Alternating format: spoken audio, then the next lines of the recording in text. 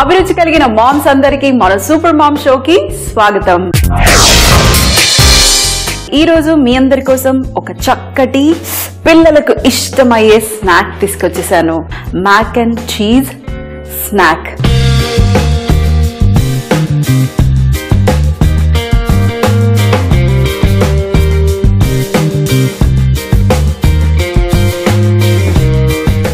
ఈ డిష్ చేయటం కోసం కావాల్సింది మాకరోనీ పాస్తా. దీనికి కావాల్సింది మనకి బటర్. ఫస్ట్ మనం వైట్ సాస్ చేయబోతున్నాం. మీకు ఇంతవరకు నేను వైట్ సాస్ పాస్తా చూపించలేదు.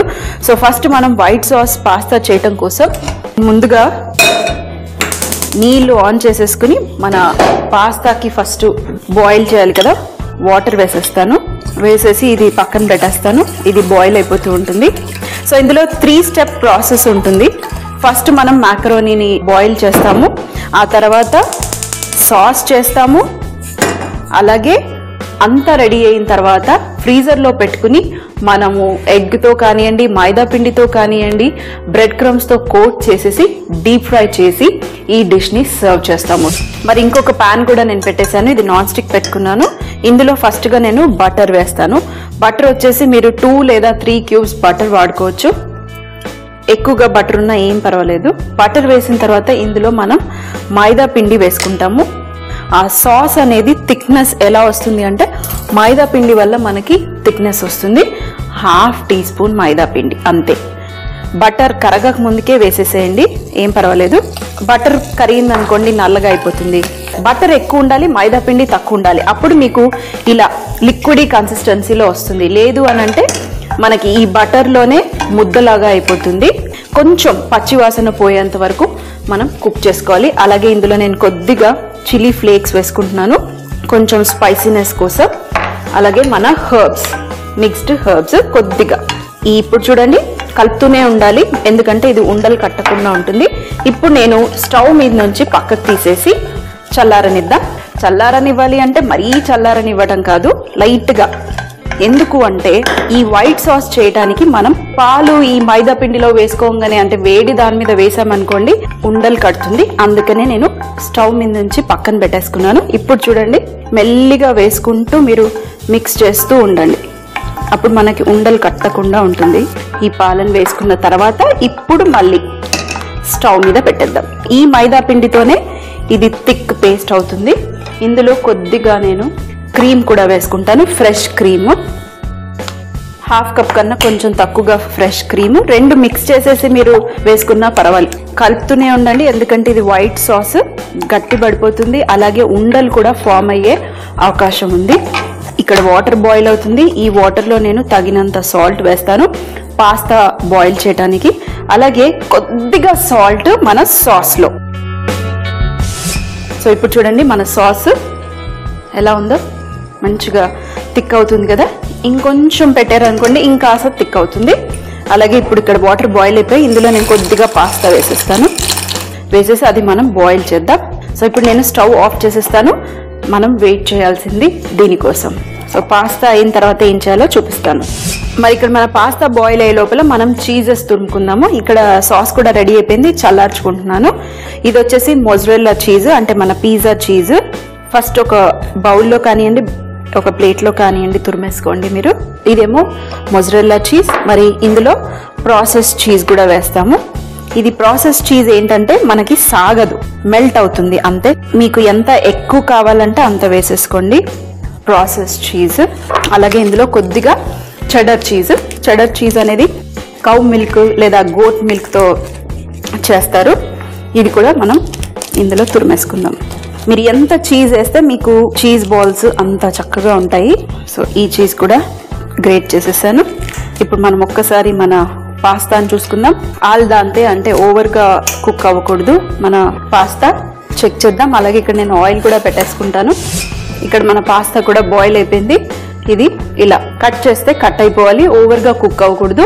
ఓవర్గా కుక్ అయిపోయిందంటే ఇది బ్రేక్ అయిపోతుంది. సో కొంచెం సాఫ్ట్గా ఉంది. మొత్తం వాటర్ స్ట్రెయిన్ చేసేయాలి, వాటర్ అస్సలు ఉండకూడదు, ఎందుకంటే ఇది కొంచెం గట్టిగా ఉండాలి కాబట్టి వాటర్ ఉండకూడదు.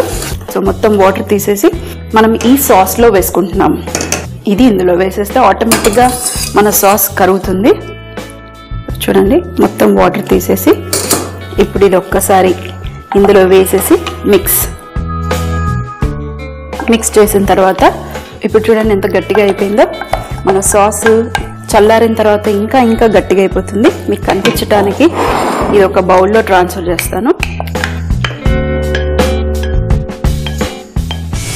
మరి చూడండి, ఇది మన బేసిక్ అయిన పాస్తా రెడీ అయిపోయింది. నేను ఎక్కువగా మ్యాకరోనీ కూడా వేసుకోలేదు. అయితే ఇది మరీ వేడిగా ఉండకూడదు. వేడిగా ఉందనుకోండి మన చీజెస్ వేయగానే మెల్ట్ అయిపోతాయి. సో మనం వేడిది వేసుకోకుండా కొంచెం చల్లారిన తర్వాత మనం ఇందులో చీజెస్ వేసుకుందాం. సో చూద్దాం ఒక్కసారి. ఇంకొంచెం చల్లారాలి.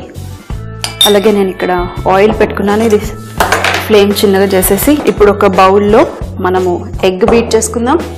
అలాగే దీనికి బ్రెడ్ క్రమ్స్ అవసరం. నాన్ వెజిటేరియన్ వద్దు అంటే ఎగ్ తినని వాళ్ళు అంటే మీరు మైదా పిండి స్లరీ చేసుకోవచ్చు. మైదా పిండిని మీరు కొద్దిగా వాటర్లో వేసేసి పల్చటి స్లరీ చేసుకుని మీరు ఈ డిష్ చేసుకోవచ్చు.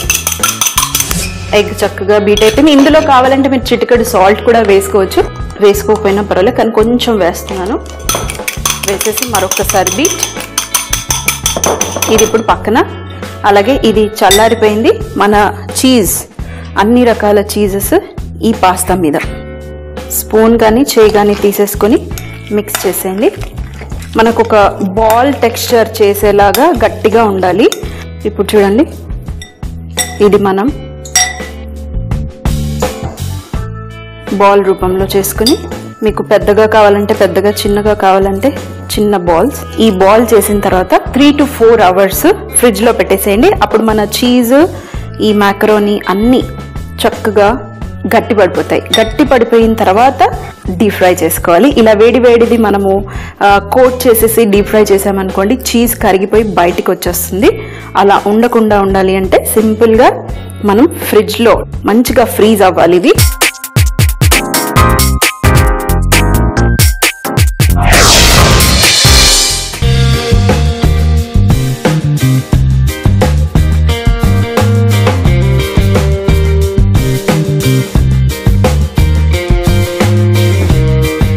ఇక్కడ చూడండి ఆల్రెడీ రెడీ చేసేసి పెట్టుకున్నాను. ఇందులో ఏంటంటే కలర్ ఎందుకు రాలేదంటే ఆ ఎండుమిరపకాయలు మంచి కలర్ ఉన్నాయి. బాల్స్ రెడీ అయింది. అలాగే ఇదేమో ఫ్లాట్ గా నేను స్ప్రెడ్ చేశాను.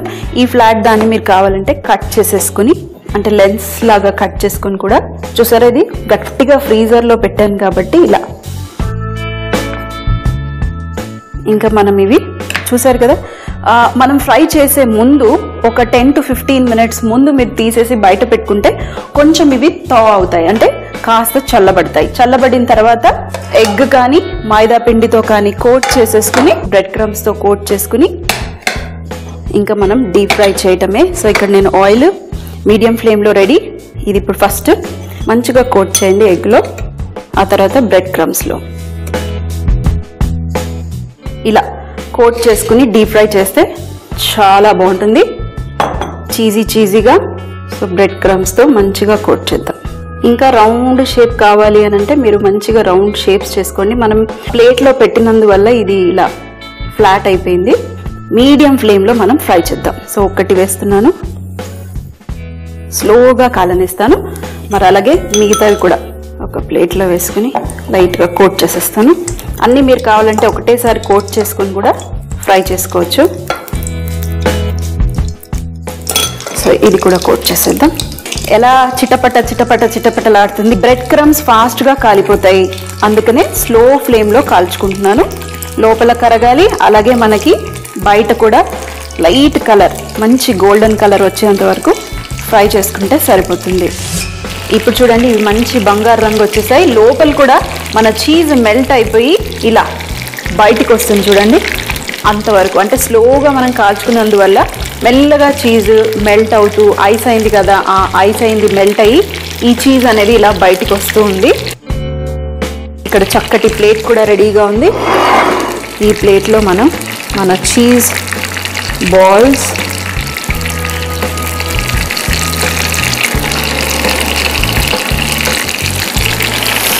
ఇంకొకటి వేసేద్దాం. కొంచెం కలర్ వస్తే కావాలంటే మీరు ఫ్లేమ్ పెద్దగా చేసేసి మంచిగా కొంచెం గోల్డెన్ కలర్ వచ్చేంత వరకు కాల్చుకున్నా సరిపోతుంది. పేపర్ టవల్లో వేసుకుంటే మనకి ఎక్సెస్గా ఏదైనా ఆయిల్ పడితే ఆ ఆయిల్ మొత్తం పీల్చేస్తుంది పేపర్ టవల్. సో ఈ దానికి చీజ్ బాగా బయటకు వచ్చేస్తుంది. వేడిగా సర్వ్ చేస్తేనే టేస్టీగా ఉంటాయి. చల్లారిన తర్వాత సర్వ్ చేస్తే ఇవి అంత టేస్టీగా ఉండవు. ఎప్పుడైనా మంచిగా వేడివి సర్వ్ చేసేయండి. చాలా చక్కగా ఉంటాయి, తినటానికి బాగుంటాయి, చూడటానికి కూడా బాగుంటాయి. ఇప్పుడు చూడండి, మనం ఇది ఇలా ఓపెన్ చేస్తే లోపల చీజ్ ఎలా బయటకు వస్తుందో, మన మాకరోని అలాగే చీజ్ రెండు.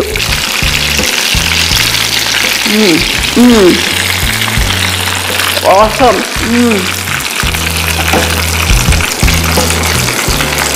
నోట్లో వేస్తే కరిగిపోతుంది. చీజీ మధ్యలో మాకరోని చీజ్.